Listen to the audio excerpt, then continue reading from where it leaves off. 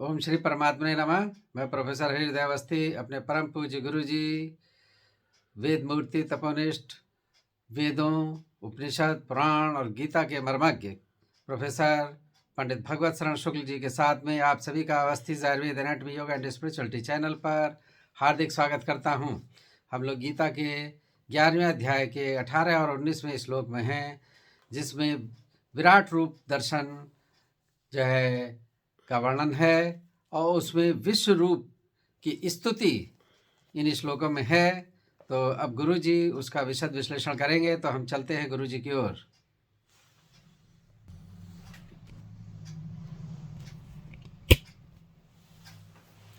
नमोऽस्त्वनन्ताय सहस्रमूर्तये सहस्रपादाक्षिशिरोर्वाहवे सहस्रनाम्ने पुरुषाय शाश्वते सहस्रकोटियुगधारिणे नमः। कृष्णाय वासुदेवाय हरे परमात्मने प्रणतक्लेशनाशाय गोविंदाय नमो नमः। इस चैनल से संबद्ध सभी विद्वद्गण, सभी जिज्ञासु छात्रवृंद, सहृदय सज्जनगण एवं इस चैनल के संस्थापक तथा प्रबंधक आचार्य हरिहृदय अवस्थी जी, हम लोगों का चिंतन गीता के 11वें अध्याय पर चल रहा है, जिसमें भगवान के उस विराट स्वरूप का दर्शन करके अर्जुन अत्यंत आश्चर्यचकित होकर के उनके स्वरूप का वर्णन कर रहा है या वर्णन करने का एक प्रयत्न कर रहा है, क्योंकि वो स्वरूप ऐसा है जो अवर्णनीय है, जिसकी वर्णन नहीं किया जा सकता है, किंतु अपने बुद्धि के अनुसार अपने अभिप्राय को व्यक्त किया जा सकता है, जिसमें उसी का प्रसंग चल रहा है। आज 18वां श्लोक है।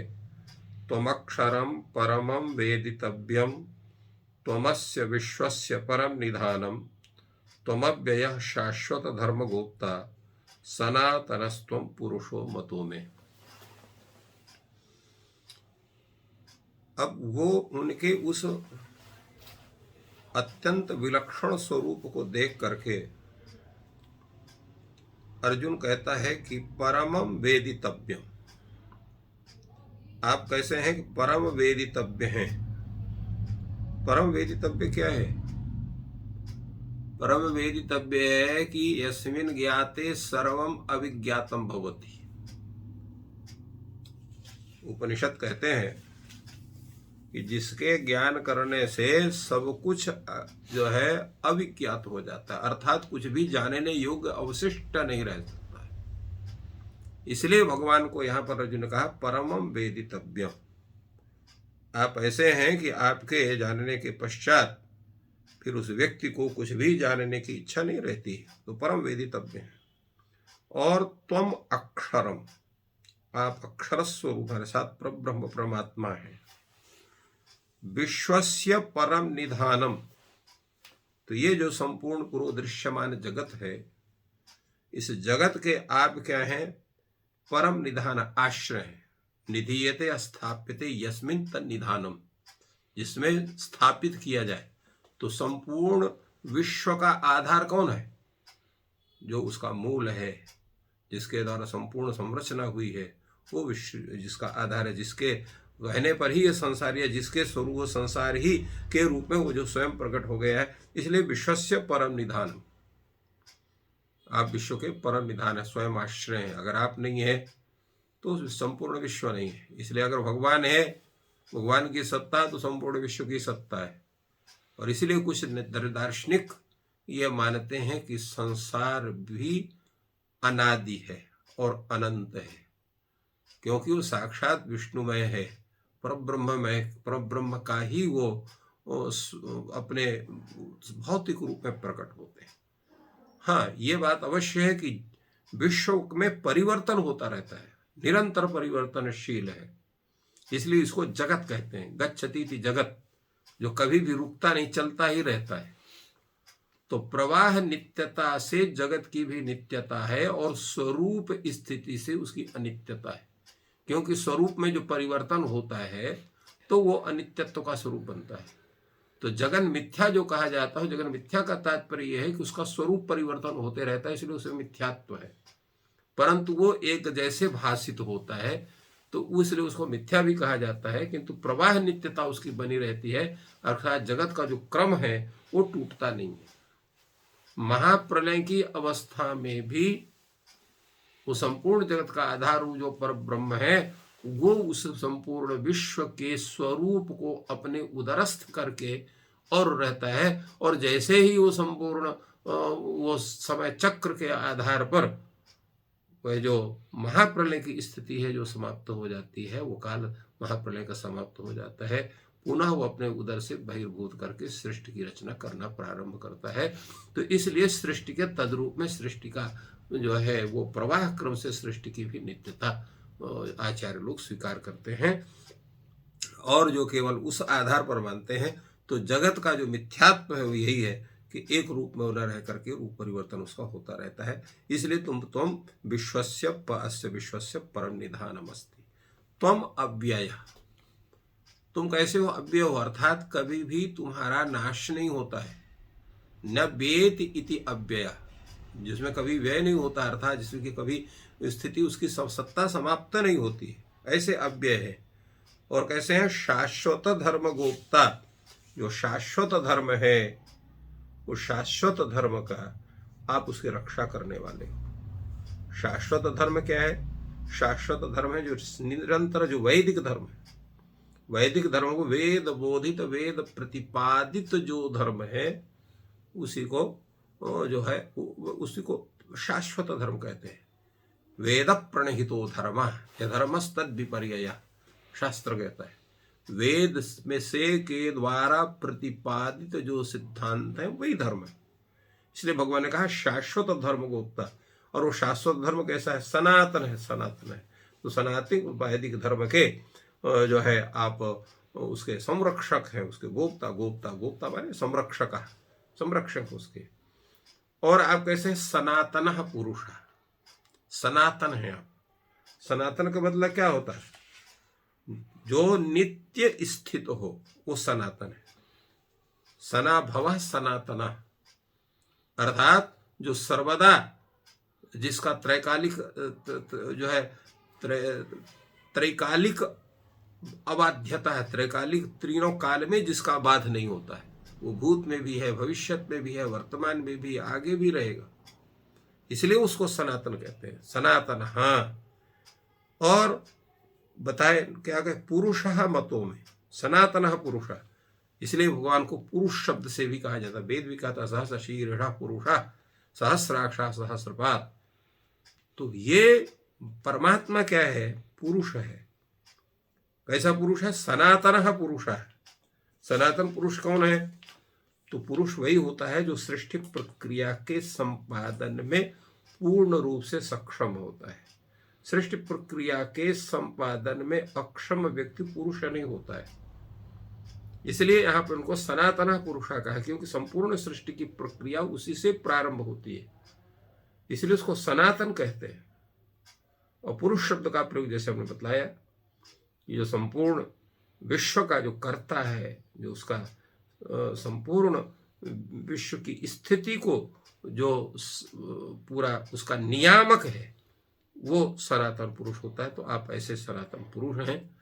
तो इस तरह से भगवान की स्तुति, कि अभी स्तुति ये नहीं कर रहे हैं, केवल वर्णन कर रहे हैं कि उस प्रभु का स्वरूप कैसे है, आप क्या हो, कैसे हो। और दूसरे श्लोक में कहते हैं अनादि मध्यांत मनंत वीर्यम अनंत बाहुम शशि सूर्य नेत्रम पश्यामि त्वाम दीप्त हुताश वक्त्रम स्वतेजसा विश्वमिदं तपंतम। आप कैसे हैं? अनादि मध्यांतम अनंत, अनादि मध्यांतम, जिसका आदि मध्य अंत नहीं है।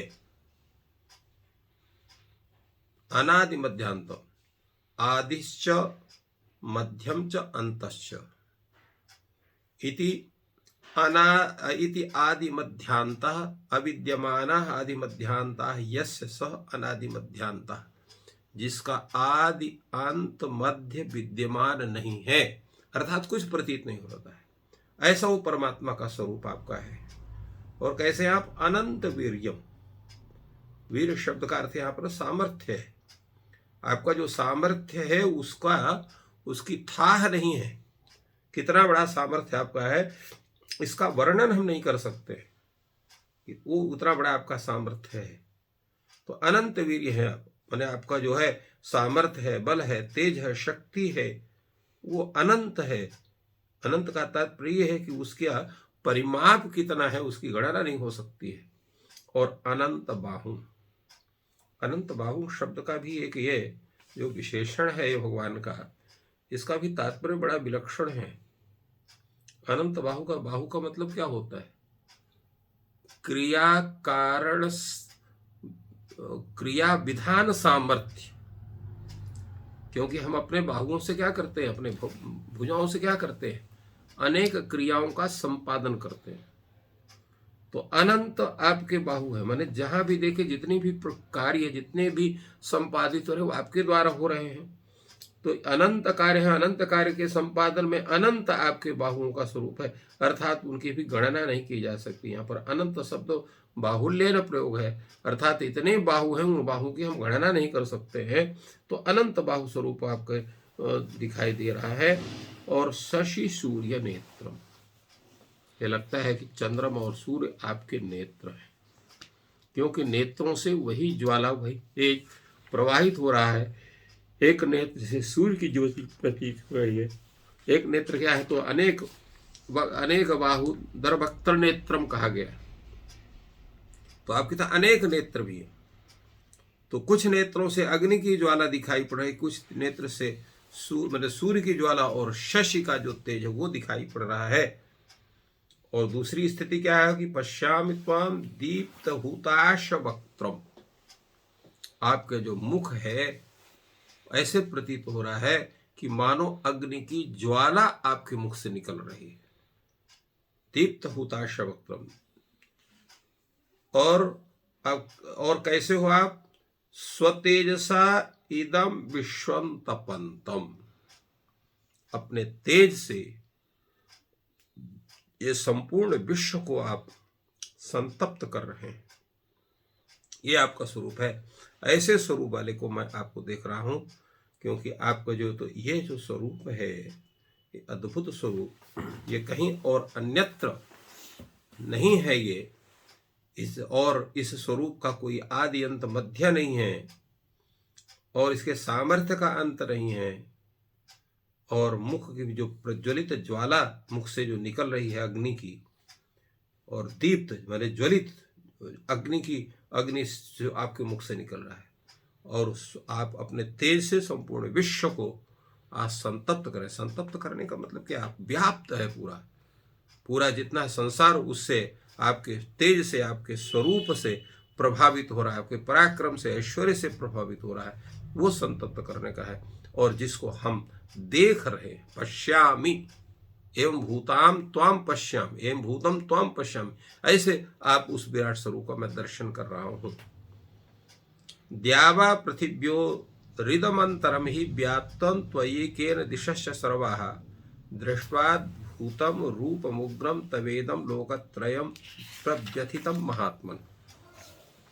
एक बात ये भी स्थिति है कि अर्जुन भगवान को देख रहे हैं, वो कहाँ पर हैं? क्योंकि जब त्रैलोक का जो स्वरूप है वो उस विराट स्वरूप में समाहित है, तो अर्जुन भी उसमें समाहित हो गए, कृष्ण भी जो समाहित हो गए। कृष्ण तो भला अलग से रूप उनका है ही है। तो इसमें क्या स्वरूप प्रतीत हो रहा है कि जो है अर्जुन कैसे देख पा रहा है? यही भगवान की लीला है। भगवान ने अर्जुन को इतना सामर्थ्य दिया है कि वो एकत्र होकर के और संपूर्ण विश्व को, संपूर्ण सृष्टि की प्रक्रिया को, संपूर्ण ब्रह्मांड को, पूरे स्वरूप को उस भगवान के उस विराट स्वरूप में दर्शन करे, और उसको ये स्मरण न रहे कि हम कहाँ पर खड़े हुए हैं और कैसे देख रहे हैं। तो इसलिए वो बोल रहा है कि द्यावा पृथिव्योः इदम अंतरम ही व्याप्तम तया एकेन दिशा से सर्वा। आकाश और पृथ्वी का जितना ये लंबा अंतर है, अवकाश है, वो आपके द्वारा व्याप्त कर लेगी। सब उसको दिखाई नहीं पड़ रहा है कि आकाश और पृथ्वी जैसे एक हो गया है, उसका अंतर समाप्त हो गया है। और सर्वाश्च दिशा, संपूर्ण दिशाएं भी त्वया एकेन व्याप्तम, तुम्हारे अकेले एक के द्वारा संपूर्ण दिशाओं को भी व्याप्त कर लिया गया। अर्थात जिधर भी देखो आपका ही स्वरूप दिखाई पड़ता है। आकाश में ही आप ही व्याप्त हैं, पृथ्वी में भी आप ही व्याप्त हैं, दशों दिशाओं में आपका वो स्वरूप दिखाई पड़ रहा है। और दृष्टाद्भुतम रूपम उग्रम तवेदम, आपके ये अद्भुत रूप को जब हम देखते हैं तो हे महात्मन, यहां महात्मन शब्द का प्रयोग किया उन्होंने। महात्मन शब्द का प्रयोग क्यों किया? क्योंकि यहां पर महान आत्मा शब्द से उन्होंने कहा कि इस तरह का जो स्वरूप आपका है वो एक सामान्य आत्मा का नहीं हो सकता है, वो महान आत्मा का ही हो सकता है। इसलिए हम लोग जो अत्यंत सज्जन व्यक्ति होते हैं उनको महात्मा शब्द का प्रयोग क्यों करते हैं? कि उनमें भगवत भक्ति का जो वही लक्षण है, जो संपूर्ण जगत को अपने स्वतेज से वो भी प्रभावित करते हैं, संत लोग भी प्रभावित करते हैं। तो इसलिए संतों के प्रभावित होने से वो समाज की सुरक्षा होती है। यहाँ पर भगवान को महात्मन शब्द का प्रयोग अर्जुन ने किया कि आपके ही प्रभाव से संपूर्ण विश्व का में वो प्रभाव उसका होता है। तो इसलिए महात्मन शब्द का प्रयोग किया। तो दृष्टा भूतम रूपम उग्रम तवेदम, तुम्हारे इस अद्भुत तब शब्द का प्रयोग किया। आज हम लोग देखते हैं सामान्य प्रयोग में प्रायः लोग आप शब्द का प्रयोग करते हैं, तुम शब्द का प्रयोग कहाँ करते हैं? जो अत्यंत अभिन्न स्वरूप में विद्यमान हो उसके लिए हम तुम शब्द का प्रयोग करते हैं। आप शब्द का हिंदी में प्रयोग होने पर भेद दिखाई पड़ता है, और तुम शब्द का प्रयोग जहाँ हम करते हैं वहाँ पर उस व्यक्ति से अत्यंत अभिन्नता के स्वरूप में है। इसलिए यहाँ पर तव शब्द का प्रयोग किया। दृष्टाद्भुतम रूपम उग्रम तव इदम। तो तव शब्द से यहाँ पर अर्जुन अपने आत्मीयता को भगवान के सामने प्रकट कर रहा है। तो दृष्टाद्भुतम रूपम तवेदम, और कैसे देख रहा है? लोकत्रयम प्रव्यथितम, आपका जो ये भयंकर और अलौकिक रूप है, इसे संपूर्ण तीनों लोक क्या हैं? अति प्रव्यथितम, प्रकर्षेण व्यथित, माने अत्यधिक व्यथित हो गए हैं, क्योंकि वो आपके इस स्वरूप को सहन नहीं कर पा रहे हैं। जो ये भयंकर तेज आपके शरीर से निकल रहा है, इससे सब जो है वो व्यथित हो गए, अर्थात सबकी मन स्थिति वो जो है भय से त्रस्त हो गई है। उनको कुछ पता ही नहीं हमको क्या होना चाहिए, क्या जानना चाहिए। तो इस तरह से भगवान के उस स्वरूप का वर्णन कर रहे हैं और कह रहे हैं कि अमी हि त्वाम सुर संघा विशन्ति केचित् भीताः प्राञ्जलयो गृह्णन्ति स्वस्तित्युक्ता महर्षि सिद्ध संघाः स्तुवन्ति त्वाम स्तुतिभिः पुष्कलाभिः। हम देख रहे हैं कि आपके ये शरीर में जितने भी देवगण हैं वो सब देवगण आपके इस विराट स्वरूप में प्रविष्ट दिखाई पड़ रहे हैं। अमी ही त्वाम सुरसंघा विशन्ति, त्वाम अर्थात तुम्हारे इस विराट स्वरूप में सुरसंघा सुर समूहा, सुर समूह माने देवताओं के जो समूह हैं वो विशन्ति, वो प्रयोग हो रहे हैं। अमी शब्द का प्रयोग किया। अमी माने वे जो यहाँ पर नहीं थे, वो सब देवता आपके शरीर में दिखाई पड़ रहे हैं। और कुछ देवता क्या कहते हैं? केचित् भीता प्रांजलयो गृह्णन्ति, कुछ जो देवता हैं वो भयभीत होकर के हाथ जोड़ करके और आपको अंजलिबद्ध होकर के आपको प्रणाम कर रहे हैं, आपकी स्तुति कर रहे हैं। और महर्षि सिद्धों के जो समुदाय हैं, स्वस्ति ऐसा बन कह करके पुष्कलाभिस्तुति का तात्पर्य क्या होता है? पुष्कर माने अनेक स्तुतियों के द्वारा, तो पुष्कलाभिस्तुति भी ही, पुष्कल अर्थात अत्यधिक, अनेक जो है स्तोत्रों के द्वारा आपका जो है गान करते हैं, आपकी स्तुति करते हैं। तो इस प्रकार भगवान के उस विराट स्वरूप का और उनके ऐश्वर्य का वर्णन अपने बुद्धि के अनुसार अर्जुन कर रहा है। जिस विराट स्वरूप की चर्चा अभी चल रही है, तो हम लोग जो है उस विराट स्वरूप का जो अर्जुन के माध्यम से दर्शन करते हुए उनको प्रणाम करते हैं। तो इस प्रकार गुरु जी ने, जो अर्जुन ने भगवान का विराट स्वरूप देखा, उसका वर्णन हम लोग किया, और गुरु जी के माध्यम से हम लोग ईश्वर के उस स्वरूप को दर्शन कर रहे हैं, समझ रहे हैं, लाभान्वित हो रहे हैं। गुरु जी ज्ञान वर्षा कर रहे हैं, उससे हम सभी लाभान्वित हो रहे हैं। और आप भी इस वीडियो को लाइक और शेयर करें, जिससे और भी लोग लाभान्वित हो सकें। आपका दिन शुभ हो और ईश्वर आपकी सहायता करें। धन्यवाद। 3-4 श्लोक